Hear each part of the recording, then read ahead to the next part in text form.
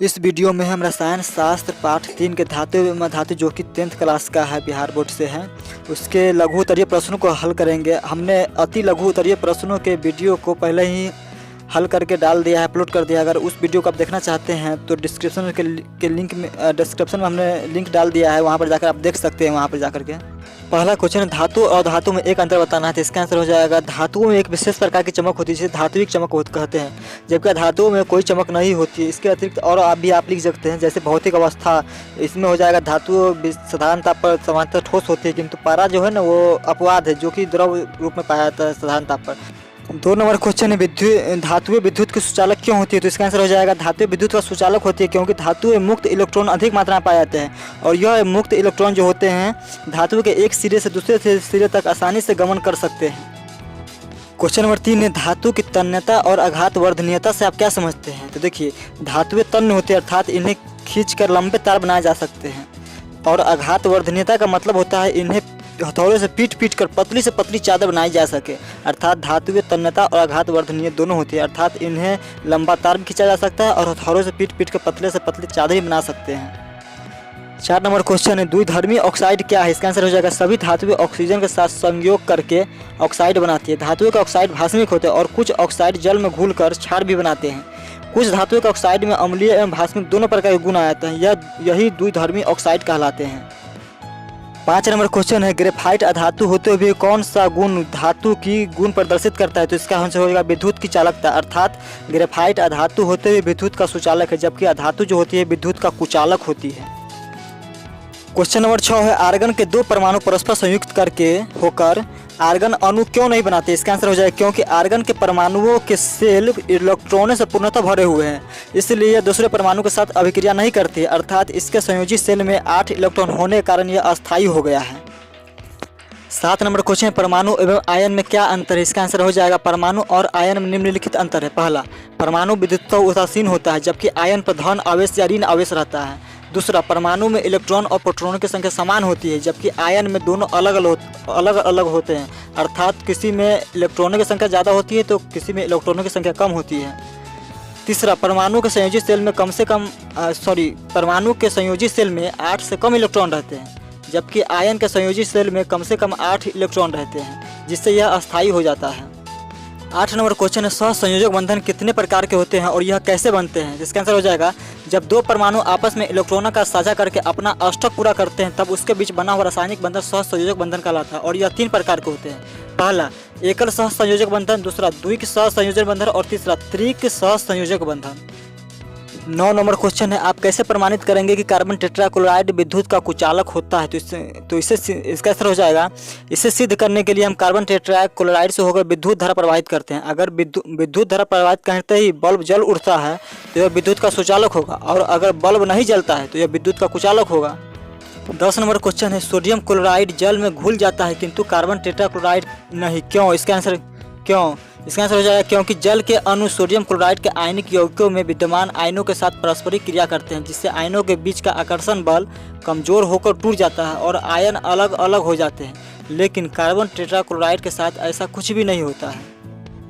11 number question है, CH4 और CO2 की का इलेक्ट्रॉनिक संरचना लिखना है। इसका आंसर हो जाएगा, कार्बन की परमाणु संख्या 6 होती है और इसका इलेक्ट्रॉनिक विन्यास 2 4 होता है, अतः कार्बन का संयोजी सेल में 4 इलेक्ट्रॉन है। कार्बन अपने इन 4 इलेक्ट्रॉनों का साझा 4 हाइड्रोजन परमाणुओं के इलेक्ट्रॉनों के साथ करता है, अतः कार्बन का एक परमाणु हाइड्रोजन परमाणुओं के साथ 4 एकल बंधन बनाता है। ठीक इसी प्रकार कार्बन डाइऑक्साइड के एक अणु के बनने में कार्बन का एक परमाणु ऑक्सीजन के 2 परमाणु के साथ संयोग करता है। चूँकि कार्बन परमाणु के संयोजी सेल में 4 और ऑक्सीजन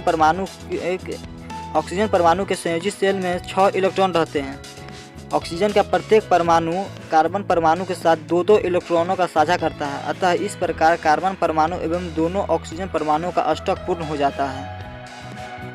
अगला क्वेश्चन है, किसी रासायनिक यौगिक के बनने में संयोजी इलेक्ट्रॉनों की क्या भूमिका होती है। इसका आंसर हो जाएगा, रासायनिक अभिक्रिया में परमाणु के संयोजी इलेक्ट्रॉन ही भाग लेते हैं, क्योंकि इन इलेक्ट्रॉनों की जो ऊर्जा होती है वह अन्य इलेक्ट्रॉनों में से सबसे अधिक होती है, क्योंकि यह किसी भी परमाणु की सबसे बाहरी कक्षा में उपलब्ध होते हैं, और यह संयोजी इलेक्ट्रॉन होते हैं क्योंकि इसे ही संयोजी इलेक्ट्रॉन कहते हैं, और इसकी ऊर्जा सबसे अधिक होती है। दोस्तों इस किताब के अंदर में जो क्वेश्चन पूछे हुए हैं, इतना भारी भारी टफ क्वेश्चन पूछे हुए हैं, इतना हार्ड क्वेश्चन है। हमको लगता है कि इसमें 30% ऐसे क्वेश्चन हैं इस पाठ में, सिर्फ इस पाठ में, जो कि किताब में वर्णन किया ही नहीं है, फिर भी पूछ दिए हुआ है और अदर तरीके से पूछे हुआ है।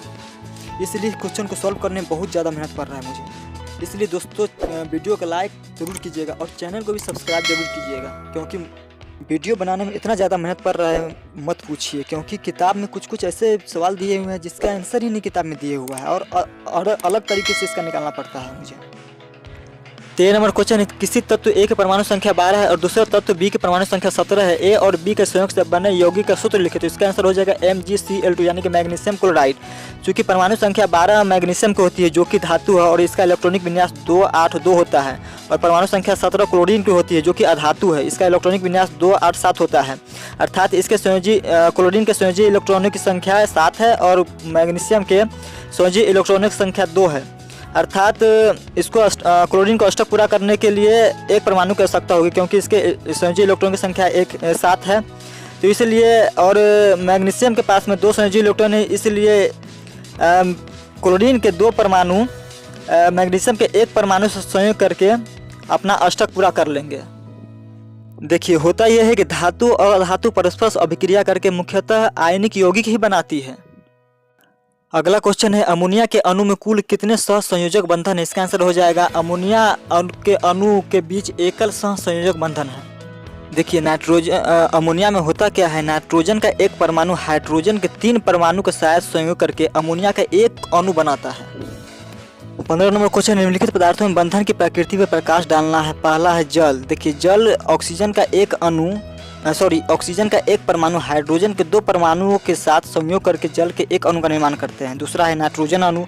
नाइट्रोजन परमाणु के संयोजित सेल में 5 इलेक्ट्रॉन रहते हैं, अतः नाइट्रोजन के 2 परमाणु आपस में 3-3 इलेक्ट्रॉनों का साझा करके अपना अष्टक पूरा करते हैं और एक अणु का निर्माण करते हैं। अगला है मैग्नीशियम ऑक्साइड।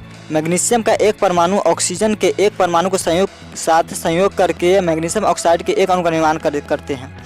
अगला है कैल्शियम क्लोराइड। क्लोरीन का 2 परमाणु कैल्शियम के एक परमाणु के साथ संयोग करके कैल्शियम क्लोराइड के एक अणु का निर्माण करते हैं। 16 नंबर क्वेश्चन है, तत्व W, X, Y और Z की परमाणु संख्या क्रमशः 7, 9, 10 और 11 है। तत्वों के निम्नलिखित युग्मों से बने यौगिक का सूत्र लिखें और उसमें विद्यमान बंधन की प्रकृति बताएं।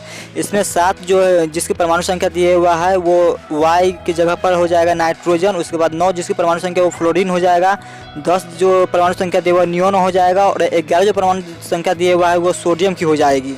तो चलिए आप सॉल्व करते हैं। पहला पूछ रहा है W और X, यानी कि पूछ रहा है कि W हो गया 7 यानी कि नाइट्रोजन की परमाणु संख्या और 9 फ्लोरीन की परमाणु संख्या, तो इसके बीच में बताना है। तो इसमें हो जाएगा, इसका हो जाएगा NF3 अर्थात नाइट्रोजन ट्राइफ्लोराइड, यानी कि फ्लोरीन का 3 परमाणु नाइट्रोजन के 1 परमाणु के साथ संयोग करेगा और नाइट्रोजन ट्राइफ्लोराइड के एक अणु का निर्माण करेगा। अगला है X और X, यानी कि X का यहाँ पर जगह पर दिया हुआ है 9 अर्थात परमाणु संख्या 9, तो 9 परमाणु संख्या फ्लोरीन की होती है अर्थात फ्लोरीन और फ्लोरीन F2, तो इसका हो जाएगा F2 अर्थात फ्लोरीन के 2 परमाणु आपस में संयोग करके फ्लोरीन के एक अणु का निर्माण करेंगे। अगला है नाइट्रोजन और सोडियम अर्थात इसका हो जाएगा सोडियम नाइट्राइड अर्थात Na3 या फिर इसे Na3N भी लिख सकते हैं। 17 नंबर क्वेश्चन है, X और Y तत्वों के इलेक्ट्रॉनिक विन्यास निम्नलिखित है। X और Y के बीच बनने वाले बंधन की प्रकृति बताएं। X का है 2 और 6 और Y का है 2, 8, 8, 2 यानी कि 2, 8, 8, 2 यानी कि आप ऐसे गिन सकते हैं परमाणु संख्या। X का है 6 और 2 यानी कि 6, 2, 8। 8 वाली जो परमाणु संख्या होगी वो ऑक्सीजन की होगी और 8, 8, 16, 2, 18, 2, 20 मतलब 20 वाली जो परमाणु संख्या होगी वायु की वो हो जाएगी आपको 20 वाले कैल्शियम की हो जाएगी। तो आप इस तरह से निकाल सकते हैं, जैसे कि इसके X वाले में 6 संयोजी इलेक्ट्रॉन है और Y वाले में 2 संयोजी इलेक्ट्रॉन है। ये दोनों अभिक्रिया करके कैल्शियम ऑक्साइड का निर्माण करेगी और इसका सूत्र होगा जाएगा CaO। देखिए दोस्तों, मैं कॉमर्स लाइन का स्टूडेंट हूँ क्योंकि मैंने 10th तो किया है लेकिन इंटर और ग्रेजुएशन जो है कॉमर्स लाइन से किया है, इसलिए मुझे अगर कुछ गलती हो जाए तो मुझे माफ़ कीजिएगा दोस्तों, क्योंकि मैं आप लोग के ही लिए बना रहा हूँ और मैं अनुमान लगा रहा हूँ कि ये गलती हो ही नहीं सकती, क्योंकि मैंने जो एजुकेशन मेरी है ना, मतलब कि अपने हिसाब से मैं बहुत अच्छी तरीके से पढ़ाई किया हूँ, इसलिए अगर फिर भी कोई गलती रह जाती है तो मुझे माफ़ कीजिएगा। 18 नंबर क्वेश्चन है, एक धातु ए यानी कि जिसकी परमाणु संख्या 19 से ब्रैकेट में लिखे हुआ क्लोरीन के साथ अभिक्रिया कर एक ठोस पदार्थ क्लोराइड बनाता है। चित्र की सहायता से ए अभिक्रिया के पूर्व और पश्चात इलेक्ट्रॉनिक विन्यास दिखाए। तो इसका हो जाएगा, चूँकि परमाणु संख्या 19 है और 19 परमाणु संख्या जो होती है वो पोटेशियम की होती है, अतः और इसमें क्लोरीन लिखा हुआ है, अर्थात दोनों अभिक्रिया करके पोटेशियम क्लोराइड बनाएगा। इसमें चित्र तो हम नहीं बता सकते हैं, लेकिन इसका आंसर हो जाएगा पोटेशियम क्लोराइड। आप शॉर्टकट में लिख सकते हैं, अगर चित्र बनाना हो तो खुद ही बना सकते हैं आप। 20 नंबर क्वेश्चन है, एक परमाणु ए दूसरे परमाणु बी को 2 इलेक्ट्रॉन प्रदान कर एक यौगिक बनाता है, तो ए की संयोजकता और बी के अंतिम कक्षा में इलेक्ट्रॉनों की संख्या बताएं। तो देखिए, इसके अंतिम कक्षा में अर्थात ए के अंतिम कक्षा में 2 इलेक्ट्रॉन और बी के अंतिम कक्षा में 6 इलेक्ट्रॉन हो जाएंगे। 20 नंबर क्वेश्चन है, हाइड्रोजन अणु के बनने में दोनों हाइड्रोजन परमाणु अष्टक पूरा नहीं करते, फिर भी हाइड्रोजन अणु काफ़ी अस्थायी होता है, क्यों? तो देखिए, हाइड्रोजन परमाणु के 72 कक्षा में इलेक्ट्रॉनों की संख्या 8 हो जाने से परमाणु अस्थायी बन जाता है, या फिर परमाणु के 72 कक्षा में 2 इलेक्ट्रॉनों को हो जाने से भी परमाणु तभी अस्थायी बनता है जब वह 72 कक्षा परमाणु का पहली कक्षा या सेल हो और उसके बाद परमाणु में कोई अन्य सेल या कक्षा उपस्थित न हो। और देखिए, हाइड्रोजन परमाणु में होता है क्या है कि हाइड्रोजन परमाणु में जितने भी इलेक्ट्रॉन रहते हैं वो पहली कक्षा में ही होती है और उसके बाद कोई भी इलेक्ट्रॉन, मतलब कि उसके बाद कोई कक्षा ही नहीं रहता है। इसीलिए जो हाइड्रोजन परमाणु होते हैं वो काफ़ी अस्थायी होते हैं, क्योंकि उसमें इलेक्ट्रॉन जो भी होते हैं वो पहली कक्षा में ही होते हैं और उसके बाद कोई भी कक्षा उसमें नहीं रहता है। क्वेश्चन नंबर 21 है, ए, बी और सी 3 तत्व की परमाणु संख्या क्रमशः 8, 10 और 20 है। इसमें अक्रिय गैसों की पहचान करें। इसका आंसर हो जाएगा इसमें सिर्फ एक ही अक्रिय गैस है जिसकी परमाणु संख्या 10 है और वह है नियॉन, क्योंकि अक्रिय गैस 6 है और जिसकी परमाणु पहला है हीलियम, इसकी परमाणु संख्या 2 होती है, नियॉन इसकी परमाणु संख्या 10 होती है, आर्गन की परमाणु संख्या 18 है, क्रिप्टन की 36 है, जेनॉन की 54 है और रेडन की परमाणु संख्या 86 है। चूँकि ये जो अक्रिय गैस होते हैं ये काफ़ी अस्थायी होते हैं और किसी के साथ भी ये अभिक्रिया नहीं करते हैं, क्योंकि इसके संयोजी कक्षा में जो होते हैं सबसे बाहरी कक्षा में वो 8 इलेक्ट्रॉन होते हैं, इसीलिए किसी के साथ अभिक्रिया नहीं करते हैं। 22 नंबर क्वेश्चन है, ऑक्सीजन परमाणु का इलेक्ट्रॉनिक विन्यास 2 और 6 है, इसकी संयोजकता ज्ञात करें। तो ऑक्सीजन की संयोजकता 2 होती है। दोस्तों, अगर आप तत्व की संयोजकता के बारे में नहीं जानते हैं, अगर नहीं समझ पा रहे हैं तो सिर्फ आपको कमेंट में लिखना है कि सर आप संयोजकता के बारे में अलग से वीडियो बनाइए। बस 2 मिनट का टॉपिक है, ये बना देंगे अलग से और आप सब समझ जाइएगा। 23 नंबर क्वेश्चन है, निम्नलिखित में वैद्युत संयोजक और सहसंयोजक यौगिक का चयन करना है। पहला हो जाएगा ग्लूकोज, ये सहसंयोजक यौगिक होगा। दूसरा हो जाएगा पोटेशियम क्लोराइड, इसका हो जाएगा वैद्युत संयोजक यौगिक। तीसरा हो जाएगा एसिटिलीन, ये सहसंयोजक यौगिक है। चौथा कार्बन टेट्राक्लोराइड, यह सहसंयोजक यौगिक है। अमोनियम क्लोराइड हो गया पाँचवा, ये वैद्युत संयोजक यौगिक है। इसी प्रकार और भी है जो आप लोग चुन के लिख सकते हैं। 24 नंबर क्वेश्चन है, जल में विलय 2 सहसंयोजक यौगिक के नाम लिखना है। तो पहला हो जाएगा यूरिया और दूसरा हो जाएगा चीनी।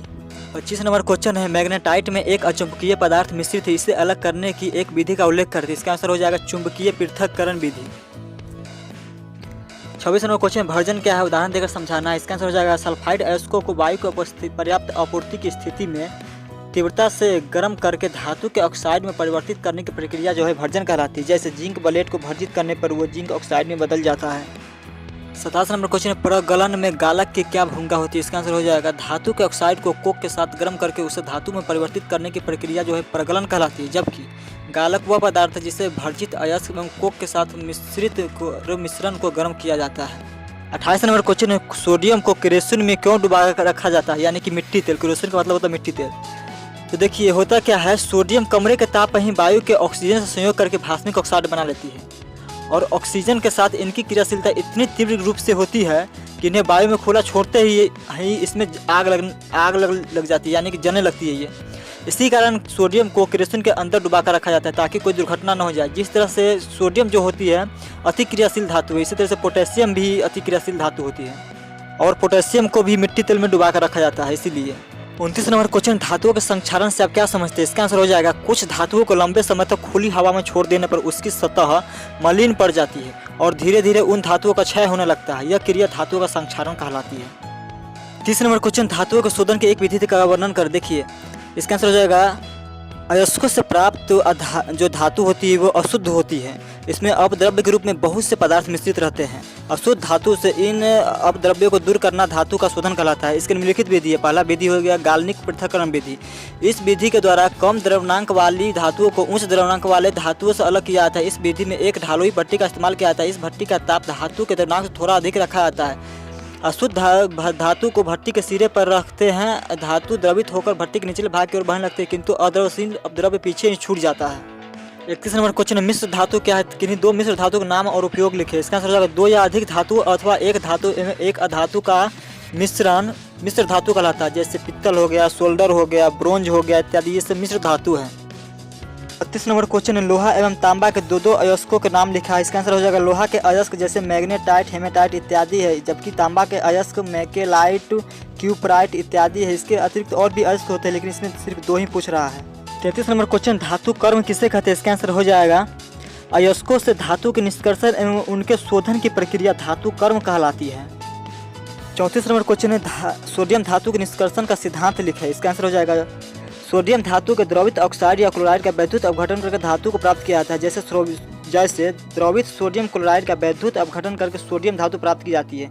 इस सब का जो सोडियम हो गया, उसके बाद मैग्नीशियम हो गया, इस सब का जो है वो अलग विधि से, जैसे जिसे हम वैद्युत अपघटन द्वारा या अवैद्युत अपघटन विधि कहते हैं, इस विधि से उसका निष्कर्षण किया जाता है।